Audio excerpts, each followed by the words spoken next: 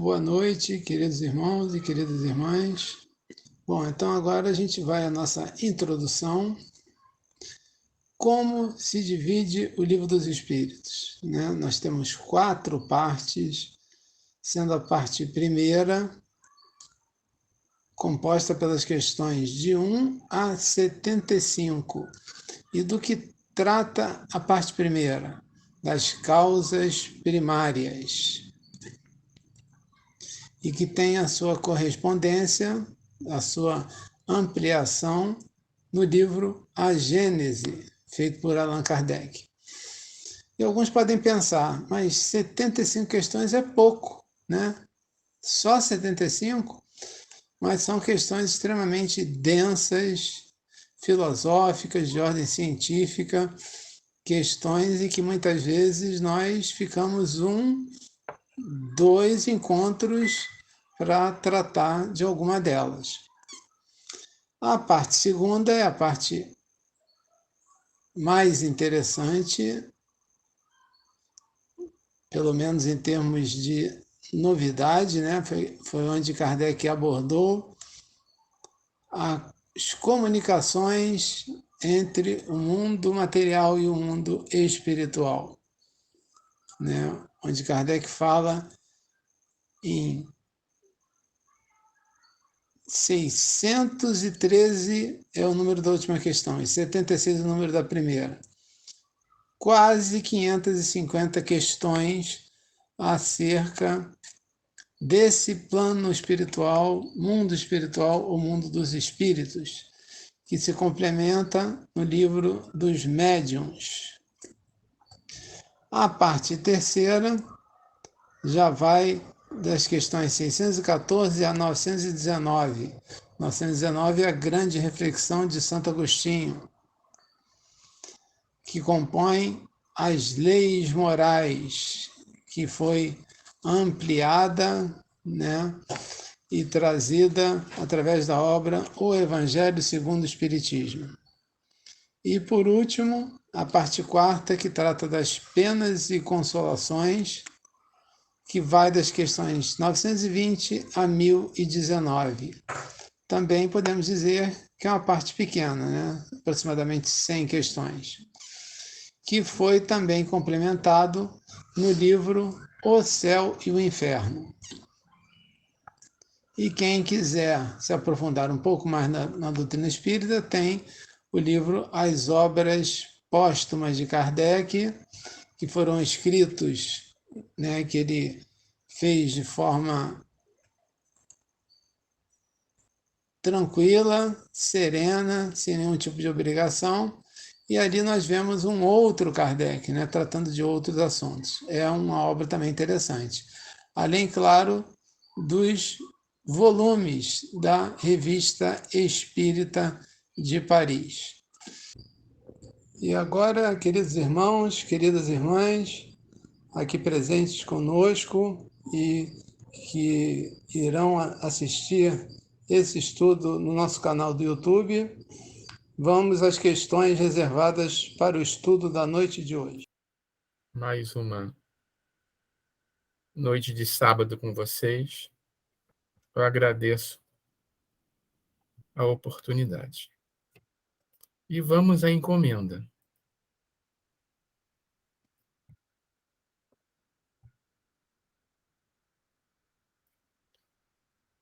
Hoje o Paulo selecionou essas questões do Livro dos Espíritos. Ué. Assim. Aqui estão. Sobre a volta do espírito à vida corporal. Traduzindo, a reencarnação.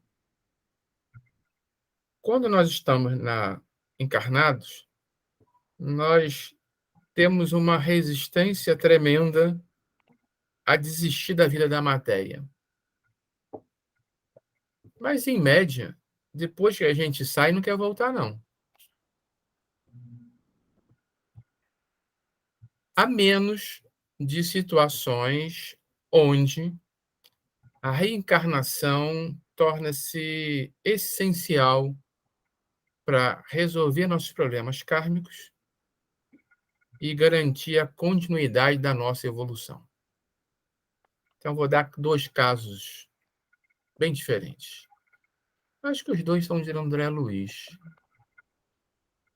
Um é de Ramatiz. Ramatiz diz que tem espíritos no umbral, em situações tão difíceis, em tanto sofrimento, que qualquer que seja a oportunidade de nascer na matéria, em qualquer situação, por pior que sejam as condições, será uma bênção para eles.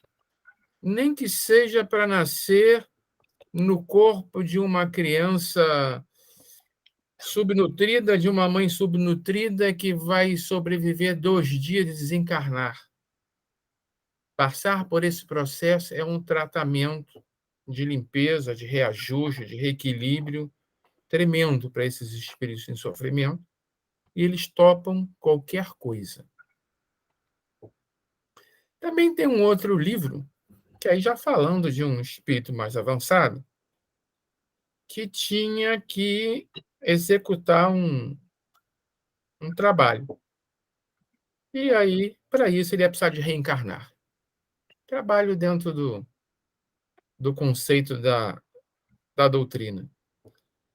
E foi uma decisão corajosa. Esse livro coloca esse caso como uma decisão corajosa. Ele ia renascer na matéria para executar aquela missão. Isso equivale àqueles voluntários de kamikazes em casos de guerra.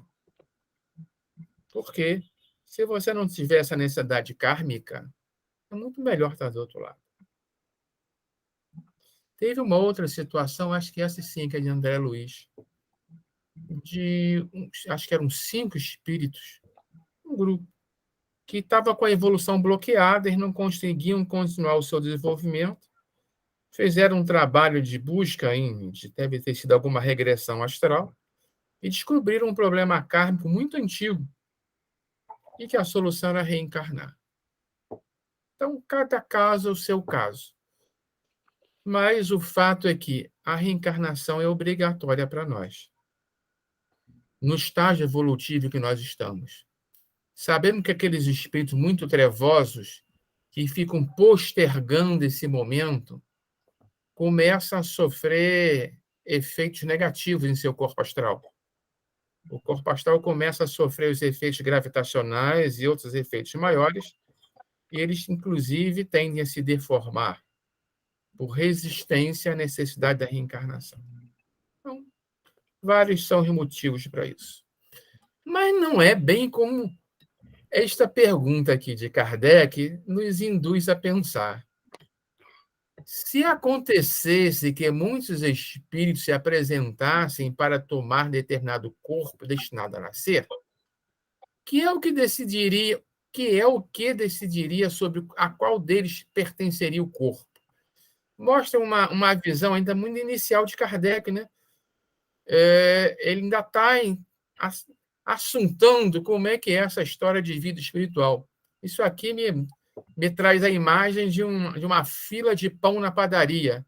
Todo mundo lá fazendo fila, esperando sair o pão quentinho. Um corpo vai sair agora, um corpo fresquinho. Quem vai nessa? Não é bem assim. Não é uma disputa a tapa por um corpo que está nascendo. É algo bem mais sério e responsável que isso. Então, os espíritos respondem: muitos podem pedi-lo, mas em tal caso, Deus é quem julga qual o mais capaz de desempenhar a missão a que a criança se destina. Porém, como eu já disse, o espírito é designado antes que soe o instante em que haja de unir-se ao corpo. Então, aqui eu destaquei 2 pontos. O espírito é designado antes que soe o instante em que haja de unir-se ao corpo. É uma preparação séria. Tanto que nós sabemos que em nosso lar existe um ministério da reencarnação. Tá? As pessoas que identificaram a necessidade de reencarnação se ligam ao ministério, passam por toda uma preparação demorada até o momento. Então, Saiu o pãozinho, está fresco, quem vai nesse? Mas vamos falar um pouquinho mais sobre isto aqui. Mas antes, esta parte aqui, Deus é quem julga, vamos interpretar isso de forma madura, né? Não é um ser superior, você pode, você não pode, você pode, você não pode, você espera mais um pouquinho, você não. Não funciona bem assim. Até porque, estava fazendo uma continha hoje, somos 7 bilhões de encarnados. Se a gente colocar aí uma vida média de 45 anos, dividir 7 bilhões por 45 anos, dividir cada ano por 365 dias, dividir o dia por 24 horas, dá algo entre 15 mil e 20 mil nascimentos por hora. Deus teria que, a cada hora, decidir escolher 15 a 20 mil espíritos para nascer naquele pãozinho quentinho que está saindo da padaria. Não funciona bem assim.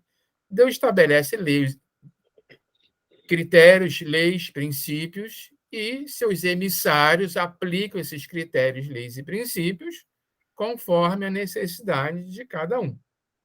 Além disso, tá, nós temos referências de que ainda existem os mecanismos automáticos. Mas, antes de falar no automático, vamos ver aqui um caso médium. O espírito é designado antes que soe o instante.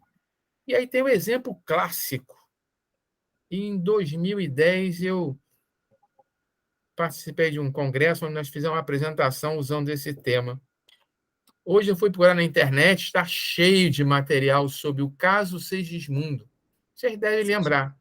Em Missionários da Luz, é descrito uma preparação para a reencarnação. Isso aqui não é nem de minha autoria. Eu puxei lá de muito material que tem, porque eu não achei o meu. Muito tempo depois, eu acho que ficou em algum arquivo morto. Acho que está no Rio de Janeiro. Mas aqui mostra a linha de tempo do nascimento de Segismundo. Desde um planejamento prévio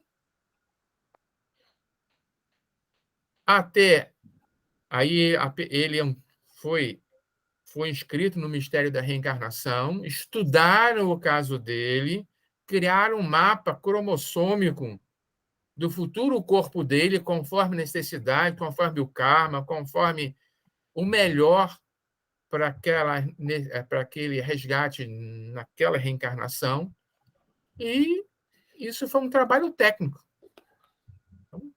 Técnicos altamente especializados, meses antes da concepção, estudaram o caso individual dele e planejaram como seria esse corpo físico. A coisa interessante. É bem minucioso. E aí, semanas antes da reencarnação, da concepção, desculpa, semanas antes da concepção, ele precisou de fazer um trabalho de reaproximação com o pai dele. O pai dele, ele tinha um problema com o pai dele. Mesmo não sendo a mãe, sendo o pai, a ligação entre aquele embrião ali em desenvolvimento e o pai existe. E seria prejudicial para a concepção. Então, o pai foi desdobrado, foi levado ao astral, entrou em contato com o Segismundo, eles se entenderam, o pai perdoou, e aí ficou eliminado esse tipo de impedimento para a concepção. Então, se estudou geneticamente o futuro corpo que ele precisava ter, se preparou a parte energética com os pais. O perispírito, dias antes, passou por um processo que André Luiz chama de miniaturização, onde ele perde substância astral, e com isso ele diminui, inclusive, de tamanho,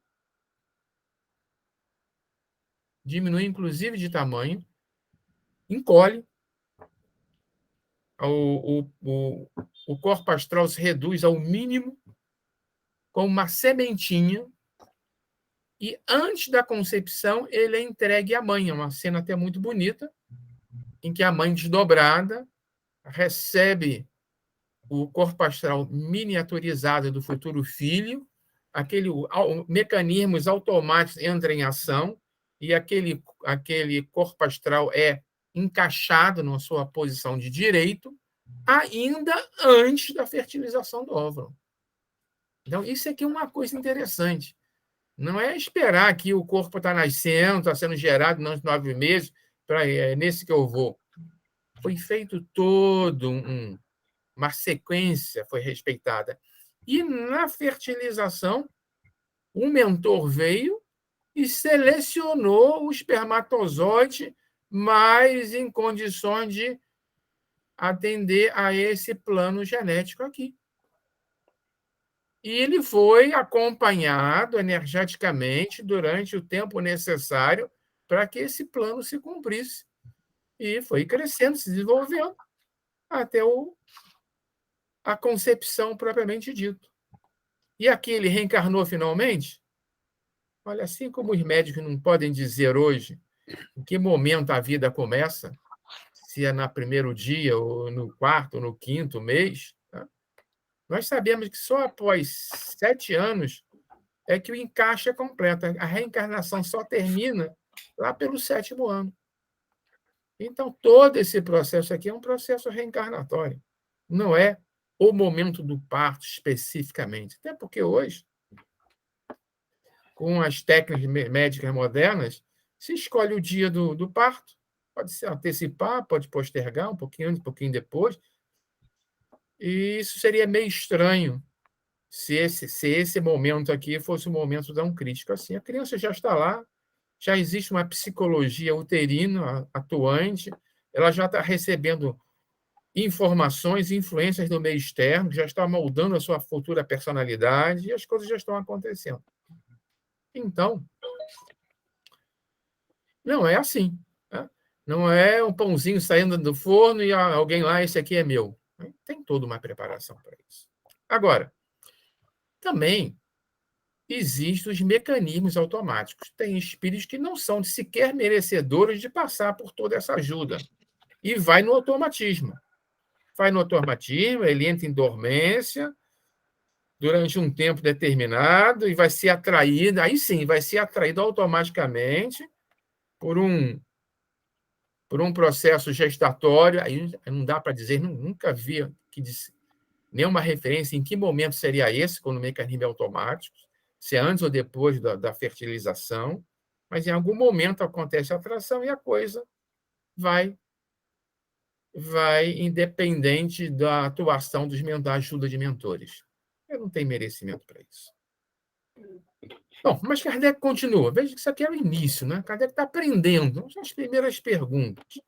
Se ele tivesse lido o Missionário da Luz, ele não teria feito essa pergunta e a maioria delas desse capítulo. No momento de encarnar, o espírito sofre perturbação semelhante à que experimenta ao desencarnar? Norma, me ajuda com a hora, hein? Eu não estou vendo. Aliás, eu liguei meu relógio aqui para ver, tem 10 minutos. Não quero dar aquele vexame, não. Muito bem. Aí Kardec faz uma pergunta. Essa pergunta aqui é boa. Se quando nós desencarnamos, a gente passa por um período de perturbação, acontece a mesma coisa ao reencarnar? E é uma analogia, são os dois lados da mesma moeda. Encarnar e desencarnar são movimentos de entrada e saída da matéria. E aqui a resposta é interessante. Vamos parar para pensar. O desencarnar o reencarnar, nós vimos que exige toda uma preparação. Logo, é razoável essa resposta. A perturbação é muito maior e mais longa.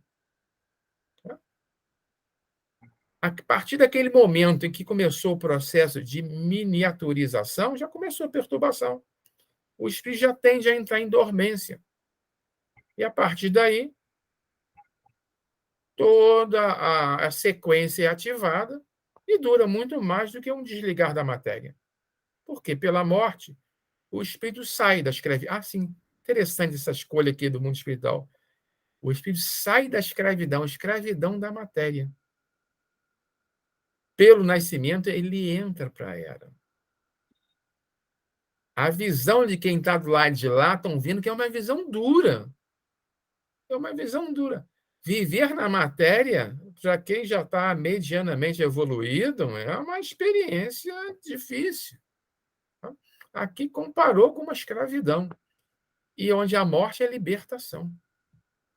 É uma visão completamente oposta àquela do encarnado mediano com medo da morte. Aí ele pergunta: e é solene para o espírito o instante de sua encarnação? Pratica ele este ato considerando-o de grande e importante? Ora, nós vimos que sim. Nós começamos mostrando exemplo de espíritos que estão em tal estado de sofrimento que topa qualquer parada, dada a importância que é para ele se reencarnar para se livrar desse sofrimento. Porque no processo encarnatório, ele, ao se submeter de novo às leis da genética, ele começa, por exemplo, a consertar coisas que uma mente desequilibrada estragou. Nós sabemos que o corpo astral, por exemplo, ele é ideoplástico. A mente, uma mente desequilibrada, desequilibra o corpo astral de tal forma que ele pode até perder a forma humana. Ou ele pode estar deformado, pode ter deficiências graves. Tá? E a mente desse espírito não está ainda equilibrada o suficiente para reparar esse corpo nesse estado. Quando ele entra no processo encarnatório, não é só a mente dele que está em jogo para montar um novo corpo físico. Tem as leis da genética, se ele vai reencarnar num ser humano. A genética humana, ele vai tender a nascer com 2 olhos, boca, 2 ouvidos, perna, braço e tudo mais. Talvez um braço que ele não tenha. A mente da mãe, ajudando a equilibrar a mente do espírito e ajudando a orientar o processo encarnatório, e toda a ajuda espiritual que Sigismundo teve, dos guias e mentores ali, reforçando esse conjunto para que aquele corpo nascesse o mais saudável possível, conforme necessidades e merecimentos do Sigismundo. Claro que isso é uma coisa muito solene e muito importante. Vejamos a primeira parte da resposta. Vidal, o slide não está avançando. Esse aqui eu deixei mesmo estático. Você está vendo a questão 340, não está? Não, ainda não. Não? Você está onde? 338, está parado nele. Meu Deus, vocês não viram nem nem a linha de tempo. E ninguém reclamou? Eu botei eu vou fazer uma coisa mais drástica. Vou fazer uma coisa mais drástica. Depois você dá um repasse assim, rápido. Eu vou dar uma borrifada aqui nele. Pô, vocês têm que reclamar comigo. Mas a primeira apareceu. Apareceu. Esta aqui apareceu toda.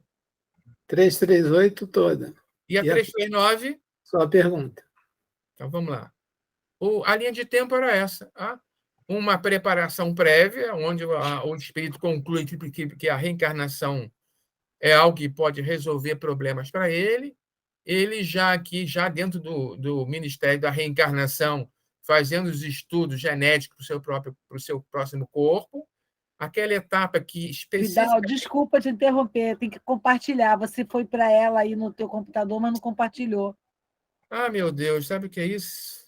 Eu estou precisando de treinar mais. Relaxa. A gente está aqui, está atento. Eu preciso treinar mais, então vamos lá de novo. E agora? Agora sim, agora tá. Agora para mim eu coloquei tudo que tinha direito. Então, de novo aqui, ó. Agora sim. A preparação, a avaliação prévia, onde ele conclui que precisa reencarnar, se inscreve no Ministério da Reencarnação, faz o estudo técnico, com o mapa cromossômico pronto, fazem preparativos outros, como, por exemplo, resolver as harmonias que existam entre ele e os futuros pais. Tá? Antes da concepção, ele passa pela redução perispiritual, a miniaturização, que fala André Luiz, onde o corpo astral perde substância astralina, se reduz como se reduzisse a uma semente para ser depositada na contraparte uterina da mãe. A entrega à mãe, aqui não é mostrada, eles podiam ter colocado, essa parte foi muito bonita, eles deviam ter colocado. A fertilização em si, neste caso de Segismundo, com a ajuda de um mentor que selecionou os espermatozoides, o processo gestativo, com a ajuda dos mentores, orientando toda essa questão aí de reequilíbrio do espírito e construção do seu futuro corpo, até 7 anos depois, quando de fato se completa o processo reencarnatório. Muito bem. Aqui eu nem coloquei a animação. A animação está aparecendo, né? Então vamos voltar de novo aqui. Desculpe, 338. 338 aqui, o 339. A da perturbação. A perturbação na hora do reencarne é muito maior e mais longa. A comparação para eles é como se estivesse entrando numa escravidão, enquanto que a morte é a saída da escravidão. A escravidão ao mundo de Mamon. Muito bem, então vou voltar aqui à solenidade, né?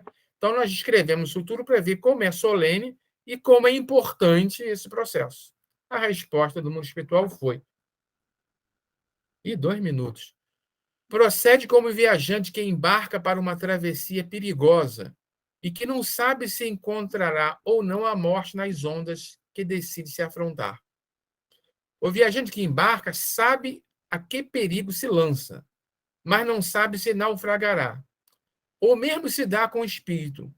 Conhece o gênero das provas a que se submete, mas não sabe se sucumbirá. Ou seja, ele nasce com o seu plano com o seu mapa reencarnatório, né, seu plano de vida na mão. E o grande problema aqui, ele não sabe se vai conseguir. Poucos, diz André Luiz, são os completistas, que conseguem completar todo o seu plano reencarnatório. Normalmente, a gente falha em um ou outro ponto. Mas ele continua. Assim como para o espírito, a morte do corpo é uma espécie de renascimento, a reencarnação é uma espécie de morte, ou antes, de exílio e clausura. Então, para o espírito, quando tem algum ente querido morrendo na matéria, é o reencontro. Voltou para casa. Está todo mundo ali esperando, feliz da vida pelo reencontro. Renasceu no plano astral, que é o plano maior. Se a gente passa muito mais tempo no plano astral, a gente, ao morrer na matéria, renasce no astral. E a reencarnação, ao contrário, é um exílio. Estamos indo para uma viagem longa e as pessoas estão apreensivas, meus amigos estão apreensivos, porque será que eu vou conseguir cumprir a minha programação de vida? Esse é o grande drama desse momento. Ele deixa o mundo dos espíritos pelo corpo. Ele deixa o mundo dos espíritos pelo mundo corporal. Como o homem deixa este mundo por aquele. Sabe que reencarnará, como o homem sabe que morrerá.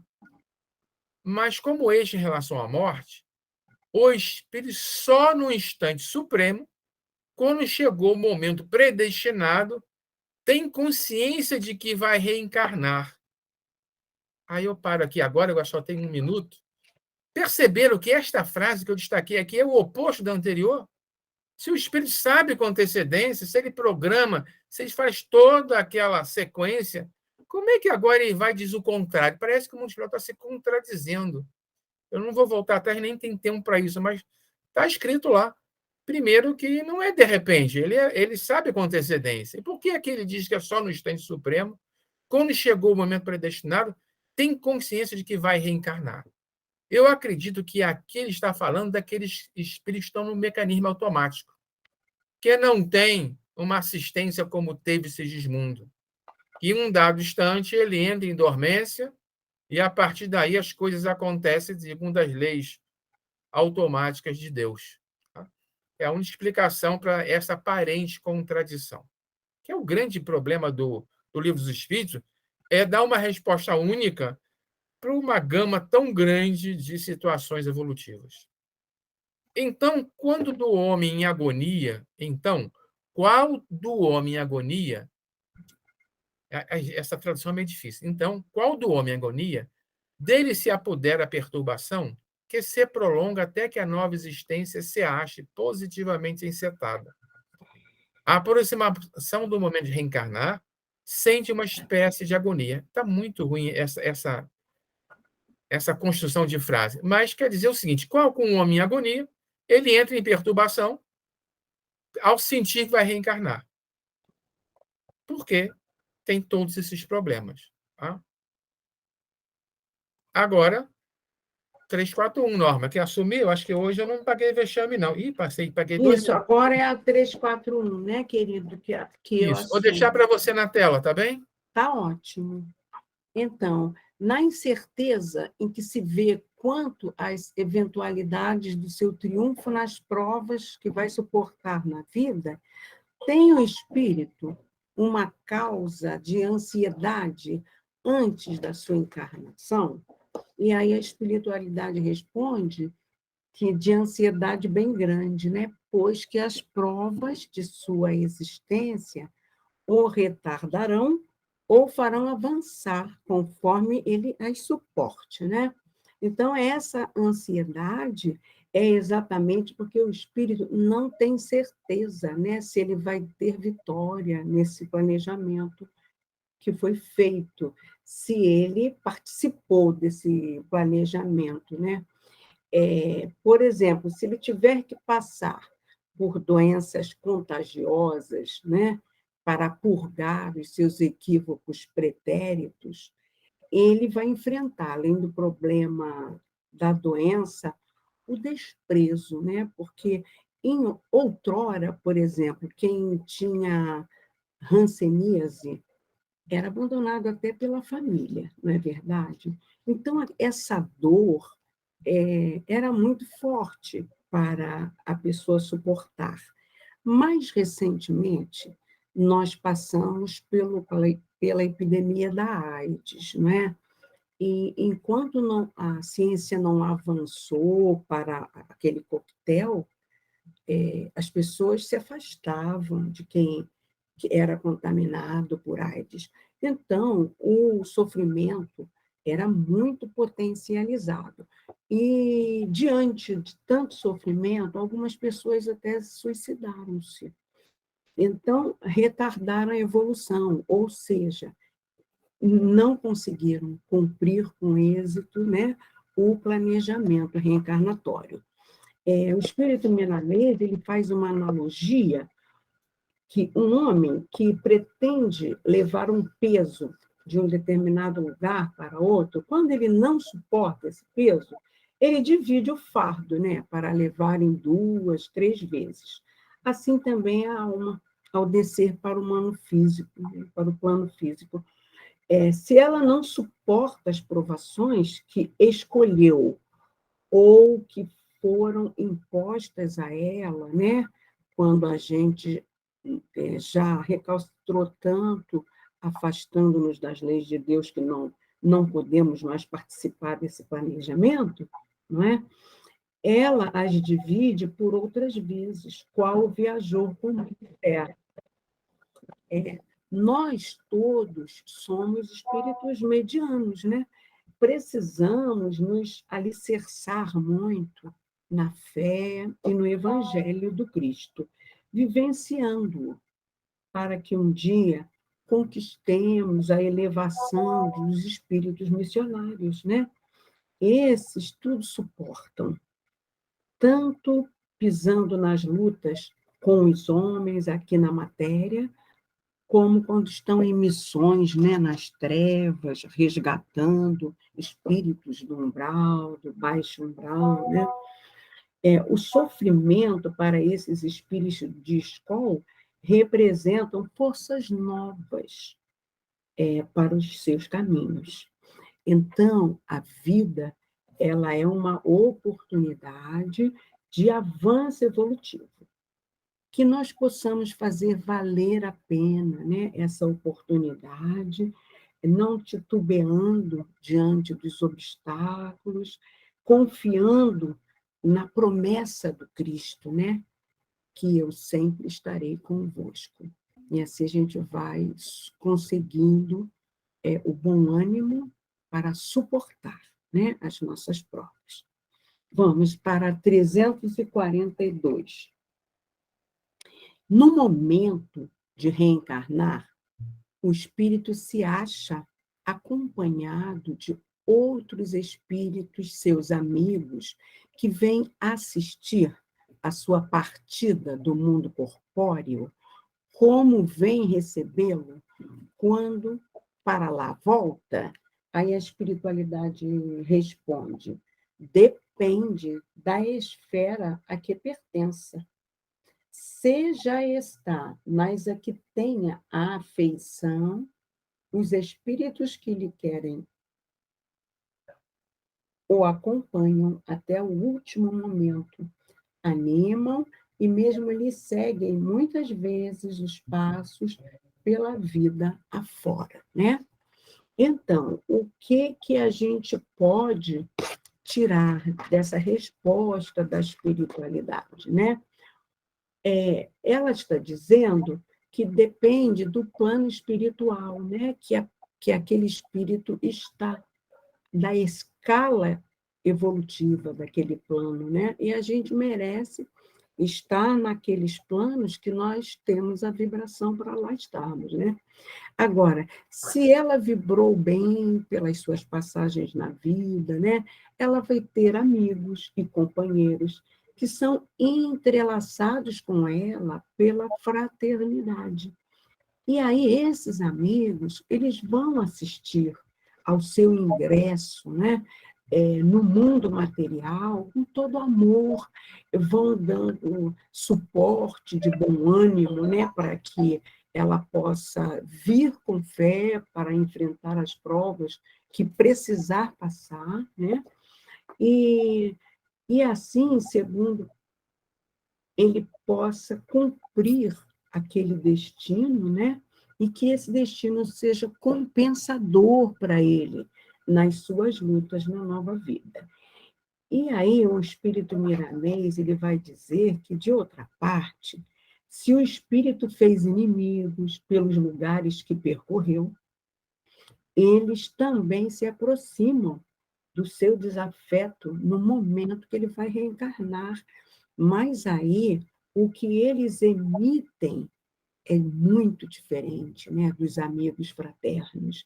Eles praguejam, né? E eles emitem vibrações, fluidos negativos, desejando que aquele irmão perca aquela oportunidade, que ele venha realmente a falir, né? Claro que todos nós temos a proteção de Deus, não é verdade, meus irmãos? Porém, a nossa mente é que vai atrair para a nossa companhia, não é? Bons espíritos que vão nos auxiliar, ou esses corações necessitados, né, ainda de muito aprendizado, que vão querer nos prejudicar, vão querer que nós não consigamos, né, cumprir bem a nossa passagem pela matéria. É preciso, então, né, que a gente estude, que a gente vigie e que a gente ore, né? Que a gente lembre daquela regra áurea, né? Tudo quanto queres que os outros façam para ti, faze-o para eles também. Porque assim nós estaremos aproveitando bem a nossa passagem, tanto na matéria quanto no plano espiritual. A gente vai recordar aqui, Dr. Bezerra, né, quando ele retornou à pátria espiritual, ele foi recebido com louvação por espíritos que ele nem conhecia, mas porque, pela sua trajetória de caridade, ele ajudou até muitos irmãos desencarnados, né? Doutrinando. Ele ajudou espíritos que os seus parentes desencarnados ficaram gratos a ele por isso. Então, ele ampliou a rede de simpatia desses espíritos que o acolheram no plano espiritual e que certamente, né, vibram por ele a todo momento, né? Em qualquer lugar que nós estejamos, seja na matéria, então, ou no plano espiritual, há necessidade dessa ampliação de simpatia. E isso a gente só conquista quando a gente vibra no bem e no amor ao nosso próximo, cumprindo o que Jesus nos ensinou, né, meus irmãos? Amar ao próximo como a si mesmo. E aí, a gente vai avançar para a última parte, né, a questão 343, que a gente fecha a aula de hoje.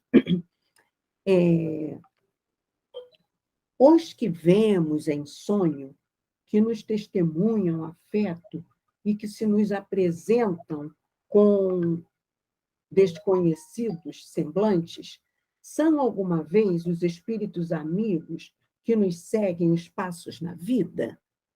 E a espiritualidade responde: muito frequentemente são eles que vos vêm visitar, como ides visitar um encarcerado. Então, mais uma vez, a espiritualidade, voltando ao termo do encarceramento, que o Vidal nos explicou muito bem, né? Quando a gente está aqui, estamos na escravidão, né? E aí, a gente tem que entender que, às vezes, nós sonhamos, sim, com pessoas que, enquanto lá no nosso sonho, a gente parece conhecê-los, né? E quando despertamos, a gente percebe que, gente, não conheço, mas no sonho parecíamos tão íntimos, não é? Mas é preciso que a gente se lembre que nós não tivemos só essa existência. Aí nós vamos começar a entender bem. Às vezes são amigos, familiares, que nós conquistamos em vidas passadas, que são nossos parceiros, né, até hoje.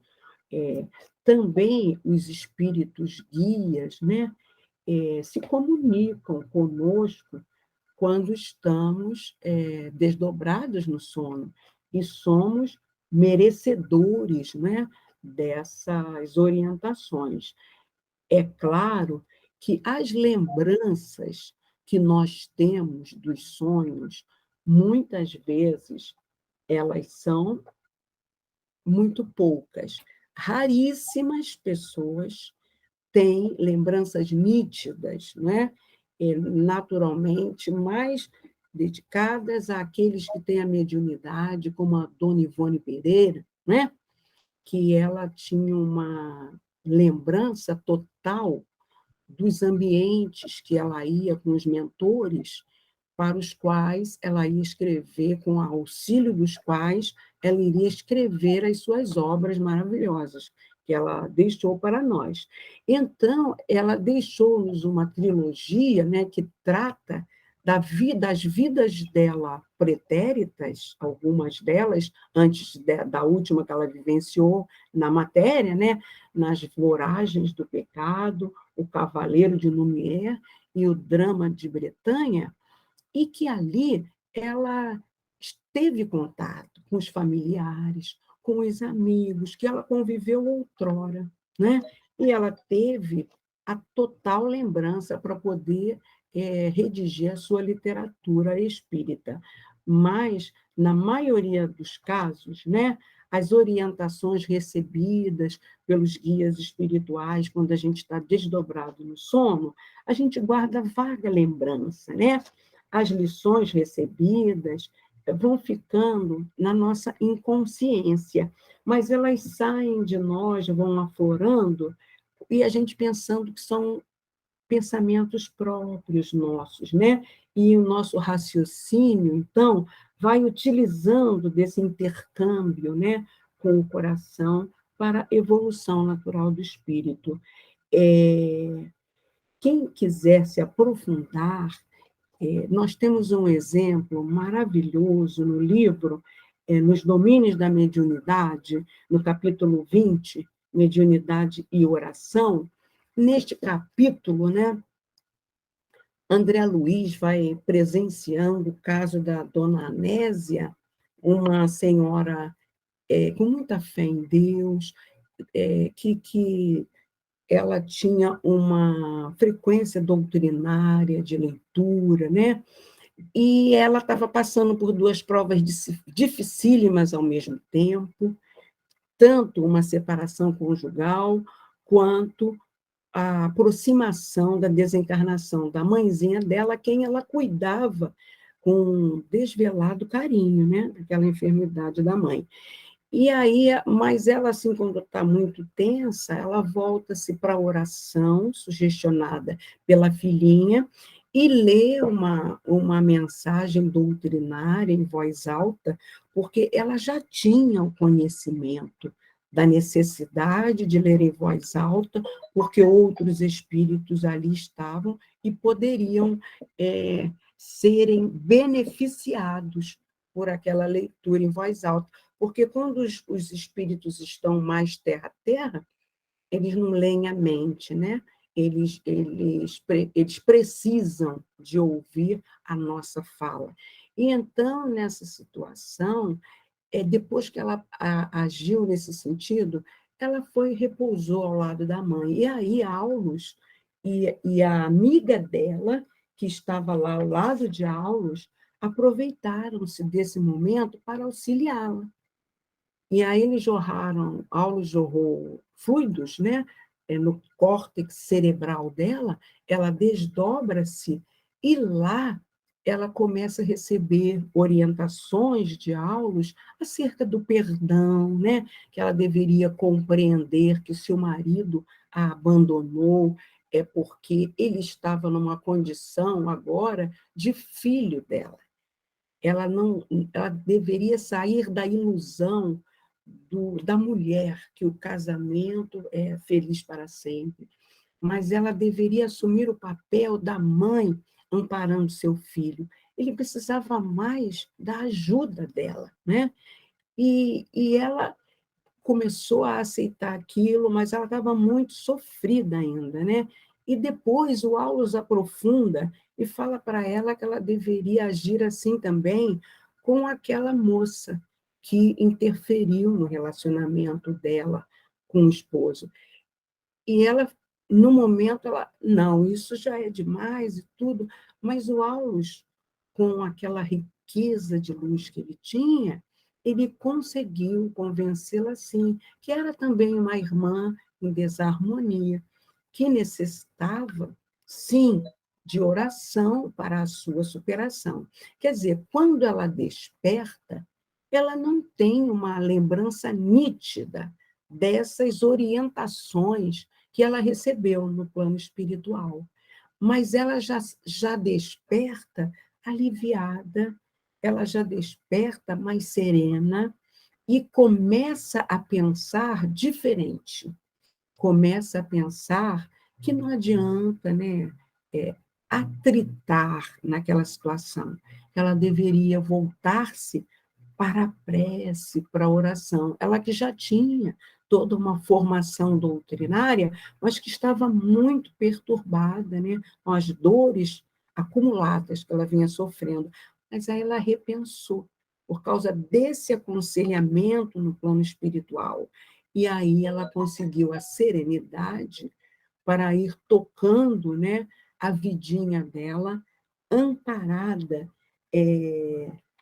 pela assistência dessa espiritualidade amiga, desenvolvendo a aceitação.